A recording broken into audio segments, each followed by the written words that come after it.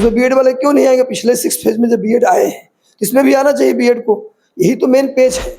लेकिन सरकार का एक मजबूरी भी है।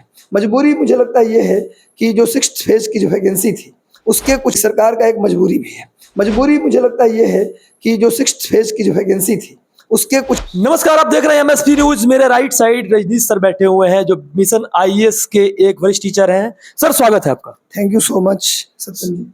सर, कल पटना हाईकोर्ट में एक केस दायर थी बीएड डीएलएड की तरफ से, जो बिहार सरकार के द्वारा ये पीआरटी में जो वैकेंसी है, सर क्या उसके ऊपर जो केस दायर हुई है, क्या सर ये बहाली पर इसका असर पड़े? ऐसे में हमारे जो शिक्षा विभाग के सचिव हैं चले गए एसएलपी के लिए। अब सुप्रीम कोर्ट का इंतजार होगा उस पिटीशन का कि भाई सुप्रीम कोर्ट उस पर अब क्या बोलती है, तभी फाइनल कुछ क्या क्या देखिए, कल जो केस हाईकोर्ट ने जो कहा कि सुप्रीम कोर्ट के जजमेंट पर ही कायम रहा जाए, हाईकोर्ट ने कहा उसी जजमेंट के खिलाफ हमारे शिक्षा विभाग के जो सचिव हैं के पाठक साहब, वो चले गए सुप्रीम कोर्ट एसएलपी लेकर के, स्पेशल लीव पिटीशन लेकर के वो चले गए कहाँ?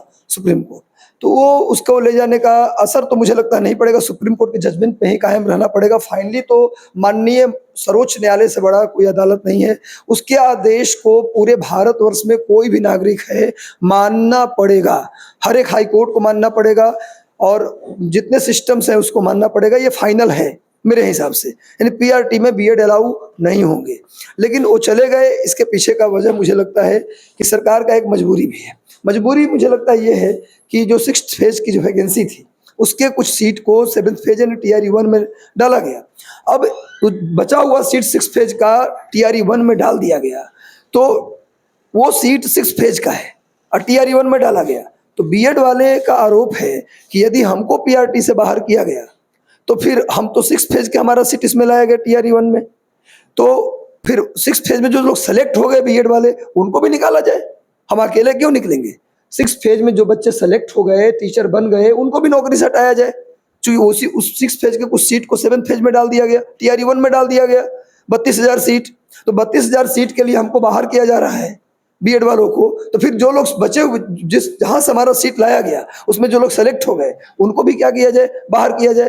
तो ये अगर बीएड वाले फिर से लगा देते हैं बात, तो 6th फेज के जितने सेलेक्ट लोग हैं उन पर एक नौकरी जाने का गाज गिर जाएगा और सरकार उनकी नौकरी जाने देना नहीं चाहती है। तो कुछ बीच का रास्ता निकले, ऐसा सरकार चाह रही, पर ऐसा कुछ हुआ नहीं। डायरेक्ट हाई कोर्ट का, माननीय हाई कोर्ट का आदेश आया कि भाई सुप्रीम कोर्ट के आदेश को ही कंटिन्यू किया जाए। ऐसे में हमारे जो शिक्षा विभाग के सचिव हैं चले गए एसएलपी के लिए। अब सुप्रीम कोर्ट का इंतजार होगा उस पिटीशन का कि भाई सुप्रीम कोर्ट उस पर अब क्या बोलती है, तभी फाइनल कुछ कहा जा सकता है इस पर कि क्या होगा बीएड वालों का। कल भी सर पटना हाईकोर्ट में बीपीएससी की तरफ से एक एडवोकेट थे और शिक्षा विभाग की तरफ से एक एडवोकेट थे और मुख्यमंत्री सचिवालय से भी एक एडवोकेट थे, जो कि इस टीआरई में बीएड को मौका मिले और बीच बचाव कर रहे थे, जबकि ये पॉसिबल नहीं हो पाई। तो सर एक बात पूछना चाहता हूं मैं सर कि क्या जब 6th चरण वाले पर खतरा पड़ेगी, तो क्या ये 7th चरण के बीपीएससी टीआरई है उसमें भी खतरा पड़ सकती है?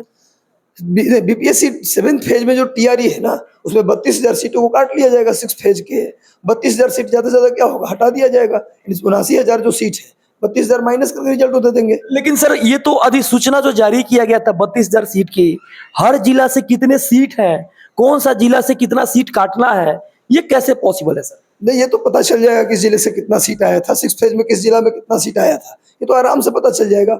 32,000 सीट माइनस करके यदि रिजल्ट आता है पीआरटी में केवल डीएलएड वालों का, तो बीएड वाले कोई पेज नहीं फंसाएंगे। अब उस 32,000 सीट का सरकार क्या करेगी? 6th फेज के आधार पर उसका वैकेंसी लेगी, क्या करेगी? अब तो सरकार के ऊपर इसमें है। लेकिन सर एक बात ये भी है कि सर बीएड वाले एग्जामिनेशन दिए और जो भी 11 तारीख के पहले आप देखे होंगे सर, 10 अप्रैल के दिन नोटिफिकेशन आया था, जबकि छठा चरण भी इसी गजट से शामिल हुआ है। और छठा चरण का कहना यह है कि छठा चरण में जो नियोजित शिक्षक आए हैं, हमारा जो गजट आया था उसी गजट से आए हैं, जबकि ये जो बिहार में पीआरटी में बीएड है वो क्यों नहीं आएंगे? हाँ, पीआरटी में तो इसी बात को लेकर है ना कि भाई पीआरटी में फिर जो सीट है 6th फेज वाला, उसमें बीएड वाले क्यों नहीं आएंगे? पिछले 6th फेज में जब बीएड आए हैं, इसमें भी आना चाहिए बीएड को। यही तो मेन पेज है। लेकिन अगर सरकार बीच से रास्ता निकालेगी, तो बीच का रास्ता मुझे लगता है यही होगा कि 32,000 सीटों को काट कर उसको पेंडिंग करके बची हुई जो 7th फेज की सीट है उसमें वैकेंसी करा लेगी, तो इसमें बीएड वाले का पेज भी नहीं रहेगा। अब बीएड वाले बाहर भी हो जाएंगे। लेकिन फाइनली मुझे लगता है कि एक आशा जगह है, नो डाउट। बीएड वाले को अभी भी पूरी तरह से डेट नहीं माना जाए कि बीएड वाले की संभावना। आशा और सूत्र से हमको नफरत होता है, आशा और सूत्र से हमको नफरत होता है, क्योंकि बच्चे असमंजस की स्थिति में आ जाते हैं। जो सर जेन्युइन होता है बच्चे देखना चाहते हैं। देखिए, असमंजस की स्थिति तो बिल्कुल नहीं है। मैं तो शुरुआत में ही बोल दिया फाइनल वही होना है, सुप्रीम कोर्ट के आदेश को ही लागू होना है फाइनली। भले ही 32,000 सीट को हटा के रिजल्ट दिया जाए, यानी कितना 79,000 में से 32,000 हटा देंगे आप तो वो कितना हो जाएगा, 50,000 के आसपास सीटें आ जाएंगी। तो 50,000 मतलब 48,000 के आसपास, तो 48,000 7 फेज की सीट उस पर रिजल्ट आ जाएगा। इसमें किसी प्रकार का कोई पेच नहीं होगा। पेच तो है ना कि 6 फेज के 32,000 सीट आप इसमें क्यों ले लिए, पेच तो यही है। लेकिन सरकार ये भी कर सकती है कि पिछला बचा हुआ बैकलॉग सीट को नई वैकेंसी में शामिल कर सकती है। ये आयोग के सरकार का अथॉरिटी में आता है। इस बहाली में तो पेच मुझे दिख ही रही है। अगर आपको नौकरी करना है तो साथ साथ आप देख रहे होंगे कि बिहार सरकार की तरफ से और भी बहुत सारी बहाली है, जैसे दरोगा का। सर दरोगा का बिहार में कितना सीट आया है? अभी 1200 कुछ सीटें हैं, लगभग 1300 के आसपास सीटें हैं दरोगा का। और भी सीटें आनी चाहिए थी पर पता नहीं क्यों इतनी कम सीटें आई हैं। लेकिन फिर भी चलिए, हमारे बिहार के बच्चे बहादुर हैं, वो तैयारी करेंगे, मेहनत करेंगे, उनका नौकरी होगा। तो बिहार दरोगा है, इसके अलावा और भी वैकेंसी जो बिहार में आने वाली हैं, जैसे लाइब्रेरियन वैकेंसी कई दिनों से कयास लगाया जा रहा कि आएगा 50,000 सीट लाइब्रेरियन का। इसके अलावा यूनिवर्सिटी के अंदर कई सारे पद क्लर्क का और प्यून का पद खाली है। इस जितने भी स्कूल हैं बिहार के, हाई स्कूल, मिडिल स्कूल, इसमें प्यून का सीट खाली है। करीब मुझे लगता है कि नॉन टीचिंग स्टाफ यूनिवर्सिटी के अंदर, स्कूल के अंदर करीब 2 लाख सीट के आसपास अभी भी खाली है। अब सरकार के ऊपर है कि कितनी सीटों पर वैकेंसी वो निकालेगी। स्कूल और विश्वविद्यालय के अंदर इतनी सीटें खाली है, लाइब्रेरियन को मिला के 2 लाख सीटें अभी आनी चाहिए। तो जितने सारे लोग देख रहे हैं, मैं आपसे सूचना देना चाहता हूं कि ये हाई कोर्ट सुप्रीम कोर्ट का पड़ा रहेगा और आपका एज इस तरह से क्लैप्स होते रहेगा। तो आप पैरेलल में तैयारी करना स्टार्ट कर दीजिए, क्योंकि फिर से 2 लाख वैकेंसी आने वाली है और साथ साथ दरोगा की जो बहाली है वो भी आने वाली है, और साथ साथ बीपीएससी का, सॉरी, बिहार एसएससी का सर एक बहाली आने वाली है। तो सबसे पहला चीज ये कि ये मैं सर से जानने का प्रयास करूंगा कि बिहार दरोगा का जो तैयारी हो रही उसके स्ट्रेटजी क्या होना चाहिए, और बिहार एसएससी की जो तैयारी करना है उसके स्ट्रेटजी क्या होना चाहिए। और उन बिहार के बच्चे जो सुप्रीम कोर्ट और हाई कोर्ट के जो चक्कर लगा रहे हैं इधर उधर का, उससे ऊपर उठकर कौन सा तैयारी करे कि शायद उसमें भी उनको मौका मिले और उनको रोजगार मिल सके। तो सर मैं पूछना चाहता हूं कि सबसे पहले बिहार दरोगा का स्ट्रेटजी क्या होना चाहिए बच्चे को तैयारी करने के लिए? बिल्कुल क्रम से मैं बताता हूँ। बिहार दरोगा की तैयारी के लिए सबसे पहली बात, प्रीलिम में मैथमेटिक्स नहीं आता। 5 क्वेश्चन 4 क्वेश्चन आते हैं कभी कभी, या तो नहीं आते। प्रीलिम केवल जीएस बेस्ड होता है, जिसमें history, geography, polity, economy, science और करंट अफेयर्स के सवाल होते हैं। प्रीलिम में केवल जीएस होता है, उसमें मैथमेटिक्स नहीं होता। लेकिन प्रीलिम के बाद मेंस होता है। मेंस में 25 क्वेश्चन जीएस मैथमेटिक्स का भी आता है, 75 क्वेश्चन जीएस और 25 मैथमेटिक्स। यानी प्रीलिम और मेंस दोनों में 100 क्वेश्चन आते हैं। प्रीलिम में केवल जीएस, मेंस में जीएस प्लस मैथ दोनों आता है। तो विद्यार्थी को मेंस की बात तो बाद में आती है। प्रीलिम की तैयारी के लिए मैं समझता हूँ सबसे पहले बिहार में जितने भी पेपर हुए हैं, बीपीएससी और बिहार एसएससी और बिहार पुलिस आयोग की तरफ से जितने भी आज तक बिहार में पेपर हुए हैं, सबसे पहले प्रीवियस पेपर सारे आप याद कर जाइए, रट जाइए, उसको अच्छे से कर लीजिए। इसके अलावा जो बेसिक किताबें हैं हिस्ट्री, ज्योग्राफी, पॉलिटी, इकोनॉमी की, वो आप कर सकते हैं। एनसीईआरटी किताब भी कर सकते हैं, लेकिन मुझे लगता है टाइम कम है, क्योंकि वैकेंसी आएगा, तुरंत एग्जाम हो जाएगा। तो आप लूसेंट को या फिर क्राउन को या फिर केबीसी नैनो में से किसी एक किताब को फॉलो कर सकते हैं थॉरोली सारे विषय को पढ़ने के लिए। कोई एक किताब को 2 से 3 बार पढ़िए। मस्ट है रिवीजन। रिवीजन सबसे ज़्यादा जरूरी है, क्योंकि निगेटिव मार्किंग, हालांकि निगेटिव मार्किंग का इसमें कोई बड़ा रोल नहीं है, छोटा निगेटिव मार्किंग है, उसका कोई बड़ा असर नहीं पड़ता। आप 100 में 100 भी अटेम्प्ट करेंगे तो कोई ज़्यादा नीचे आप नहीं आएंगे। तो इसलिए विद्यार्थी को सबसे पहले लूसेंट टाइप का एक किताब लेकर के उसको 3 से 4 बार पढ़ जाएं। डेली कम से कम 100 एमसीक्यू का जीएस का आप रोज लगाएं। तो ये प्रीलिम के लिए आप टेबल पे होना चाहिए एक लूसेंट या क्राउन या केबीसी नैनो में से कोई एक किताब। दूसरा आपके टेबल पर होना चाहिए प्रैक्टिस पेपर, प्रीवियस पेपर का। प्रीवियस पेपर का प्रैक्टिस पेपर आप लगाइए। आप घटना चक्र भी फॉलो कर सकते हैं, आप किरण को भी फॉलो कर सकते हैं, यूनिक को भी फॉलो कर सकते हैं, अरिहंत को भी फॉलो कर सकते हैं। सबसे पहले प्रीवियस पेपर आपको लगाना है एमसीक्यू, उसके बाद प्रैक्टिस पेपर एमसीक्यू। जितना ज्यादा जीएस का एमसीक्यू लगा सकते हैं लगाइए, और साथ में लूसेंट पढ़ते रहिए। आपका प्रीलिम श्योर हो जाएगा। इसी बेस पर जीएस मेंस का भी श्योर हो जाएगा। बस मेंस में 25 क्वेश्चन मैथमेटिक्स का आता है, जिसमें एडवांस और अर्थमेटिक दोनों आता है। एडवांस का संख्या कम होता है, अर्थमेटिक संख्या ज्यादा होती है। तो अर्थमेटिक एडवांस को मिलाकर 10वीं स्तर तक यदि गणित आपका ठीक है तो आप मेंस में भी आप बेहतर कर पाएंगे, क्योंकि प्रीलिम में जो काम जीएस का था वही काम जीएस का मेंस में भी है। जीएस का कोई पैटर्न मेंस में बदलाव नहीं है, मेंस भी सेम पैटर्न पे होता है, बस 25 क्वेश्चन मैथमेटिक्स का ऐड हो जाता है। इसमें एक फिजिकल का भी स्टेप है। आप फिजिकल की तैयारी मेंस के बाद नहीं, प्रीलिम और मेंस के बीच से आप कर सकते हैं। तो ये करें तो दरोगा की जो जॉब है 1200 कुछ सीटें, उसका एक सीट आपका श्योर हो जाएगा। और मैं भी दरोगा के लिए एमसीक्यू लगातार लाता रहूंगा।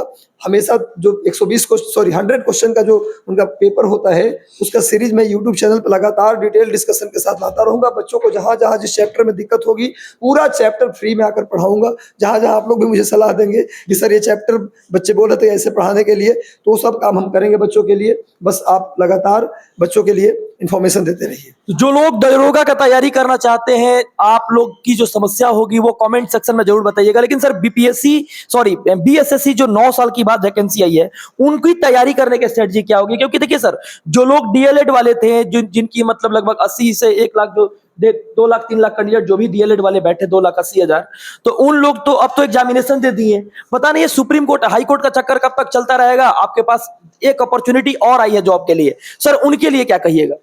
देखिए, निश्चित रूप से एक बड़ी अपॉर्चुनिटी है। 11,500 सीट है। 11,500 सीट बहुत ज़्यादा होती है। और उसमें भी सबसे बड़ी बात, एक टाइप को लेकर बच्चे डरते थे कि इसमें कई पोस्ट के लिए टाइप होता है। 3500 सीट 11,000 में, 3500 पंचायत सचिव और 3500 राजस्व कर्मचारी, यानी 7,000 सीट ऐसा है जो बिना टाइप का है। केवल आप जीएस, मैथ, रीजनिंग को करके परीक्षा पास करके सीधे नौकरी में लग सकते हैं। बीएसएससी के अंदर शानदार पोस्ट माना जाता है पंचायत सचिव का, शानदार पोस्ट माना जाता है राजस्व कर्मचारी का। ये 2 पोस्ट जिसमें कोई टाइप नहीं है, सीधे जीएस बेस्ड एग्जाम है। और 7,000 सीट 11,500 में से केवल यही 2 पोस्ट के लिए है। तो विद्यार्थी बिल्कुल नहीं चूकना है, लगातार मेहनत करके आपको इस परीक्षा को किसी कीमत पर पास करना है। जो भी लोग +2 पास हैं वो सभी इस फॉर्म को भर सकते हैं। तैयारी का स्ट्रेटजी में अगर बात करें तो सबसे पहले इसमें रीजनिंग के 50 क्वेश्चन आते हैं, मैथ के 25 क्वेश्चन, साइंस के 25 क्वेश्चन और 50 क्वेश्चन जीएस के आते हैं, जिसमें history, geography, polity, economy, current affair के क्वेश्चन होंगे। तो टोटल 150 क्वेश्चन होगा प्रीलिम में। और सेम पैटर्न मेंस का भी होता है। मेंस में भी 150 क्वेश्चन होगा, जिसमें 50 रीजनिंग, 25 मैथ, 25 साइंस और 50 जीएस होगा। इसके लिए कुछ नहीं करना, आप बेसिक किताबें मैथ की, रीजनिंग की, जीएस की ले लीजिए, अब बस उसको पढ़िए और डेली एक काम करिएगा। अभी से ही, भले ही आपकी तैयारी हो या ना हो, अभी से ही क्या कीजिएगा कि 150 क्वेश्चन का प्रैक्टिस पेपर मार्केट में आया होगा बीएसएससी का, नहीं होगा तो पुराना पेपर होगा, उसको ले आइए। हर दिन कम से कम 150 प्रश्न का एक पेपर आप सॉल्व कर लीजिए। अभी से परीक्षा तक मैं लिख के देता हूं, आपकी एक सीट राजस्व कर्मचारी पंचायत सचिव ग्रुप में रखा हुआ है। सबसे बड़ा चीज है प्रैक्टिस पेपर। सर एक क्वेश्चन ये भी था कि पूरे जो बिहार के जितने सारे बच्चे तैयारी के साथ साथ, जो लोग बिहार के 38 जिला में जितने सारे लोग जो कंप्यूटर नहीं भी जानते हैं, उनके लिए गोल्डन अपॉर्चुनिटी ये है कि जिसको टाइपिंग नहीं आता है, 7,000 सीट आपके लिए अवेलेबल है। तो सर का एक बात विशेष तौर से आप लोग समझ जाइए, और कैसा सिलेबस होगा ये तो समझ गए होंगे। और साथ साथ ये भी मैं बोलना चाहता हूं कि सर के पाठक सर, बिहार राज्य में जो एक तरह से नीतीश कुमार जी बोले कि राज्यकर्मी की दर्जा मिलेगा 15 अगस्त के दिन वहां गांधी मैदान से, और दूसरे तरफ के पाठक सर गए हैं सुप्रीम कोर्ट कि बिहार में जो नियोजित शिक्षक है उनको राज्यकर्मी की दर्जा नहीं मिलनी चाहिए। इसके खिलाफ उन्होंने आवाज उठाया और सुप्रीम कोर्ट में केस दायर करने की भी बात करे। सर क्या के पाठक के ये जो कर्म कर रहे हैं, जो अभी सुप्रीम कोर्ट के अंदर जो जितने सारे नियोजित शिक्षक है, नियोजित शिक्षकों के लिए, क्या सर आपका क्या इस पर राय होना चाहिए? सर देखिए, मुख्यमंत्री सभी विभागों का मुखिया होता है। इसमें के पाठक अपने तरफ से चाह के कुछ कर नहीं सकते। मुख्यमंत्री जो चाहेंगे वही होगा फाइनली। यदि मुख्यमंत्री की इच्छा शक्ति है कि हम राज्यकर्मी दे दें, तो सचिव सारे विभाग, एक विभाग शिक्षा विभाग नहीं, जितने भी सचिवालय के विभाग है सबका मुखिया मुख्यमंत्री होता है। मुख्यमंत्री जी चाह लें तो किसी भी विभाग का कोई भी सचिव उनके खिलाफ नहीं जाएगा।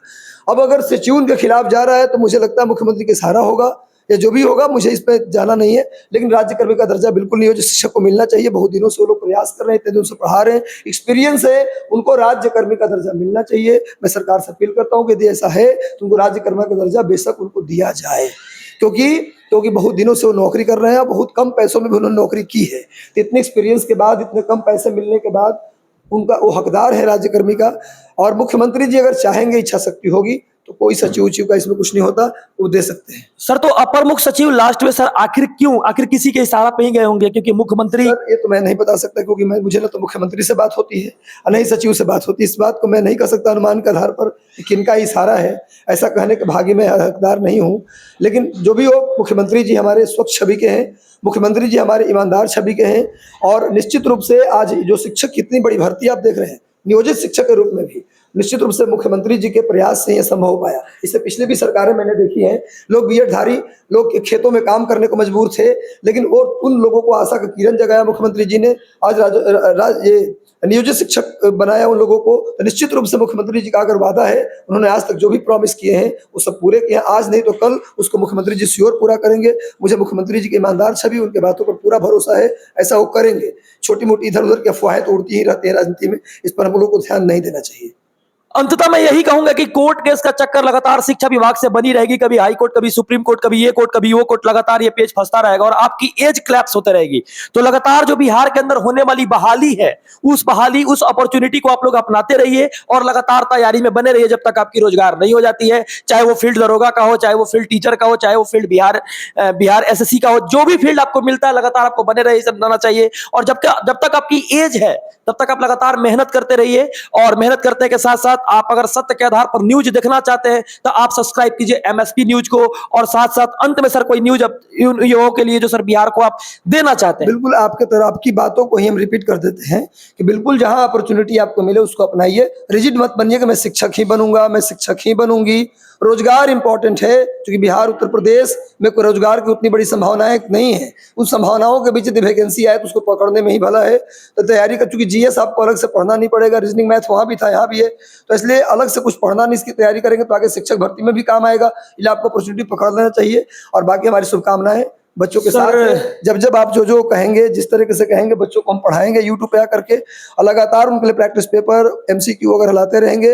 बिल्कुल बच्चे किसी भी कोने में आप बैठे हैं, आप अकेले नहीं हैं, हम सभी आपके साथ हैं। इस वैकेंसी में लगातार ईमानदारी से मेहनत कीजिए और एक सीट अपना पक्का कीजिए। हमारी शुभकामनाएं आपके साथ है। चलिए, तो आप देख रहे थे एमएसपी न्यूज। अगर दिल से साथ आप बने हुए हैं तो आप चैनल को सब्सक्राइब कीजिएगा, लाइक कीजिएगा, शेयर कीजिएगा, अपने दोस्तों मित्रों के भी जरूर बांटिएगा। क्योंकि जो लोग अभी तैयारी कर रहे हैं, दरोगा का हो, बिहार एसएससी का हो और अन्य सारी चीजों को, लगातार खबर इससे मिलते रहेगी और पटना से आप खबर देखते रहेगा। जय हिंद, जय भारत।